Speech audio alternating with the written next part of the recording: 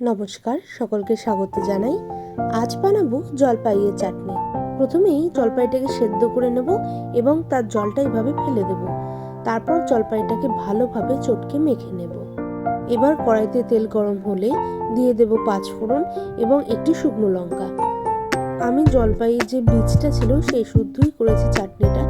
আপনারা চাইলে সেই বীজটা ফেলে দিতেও পারেন। এবার এর মধ্যে অ্যাড করে দেব থেতো করা আদা। এবার খুন্তির সাহায্যে নাড়িয়ে নিয়ে দিয়ে স্ম্যাশ করে রাখা জলপাইটা অ্যাড করে দেব। ভালোভাবে এটাকে খুন্তির সাহায্যে নেড়ে নেব। এবার এর মধ্যে আন্দাজ মতো নুন ও চিনি দিয়ে ভালোভাবে খুন্তির সাহায্যে এটা মিক্স করে নেব জলপাইয়ের সঙ্গে। এবার আন্দাজ মতো জল অ্যাড করে দেব এবং জলটার সঙ্গে ভালোভাবে জলপাইটা মিক্স করে নেব, যাতে কোনো জায়গায় ডেলা পাকিয়ে না থাকে, সবটা যাতে মিক্সড হয়ে যায়। যখন চাটনিটা ফুটে উঠবে তখন আমি বাতাসা দিয়ে দিয়েছি।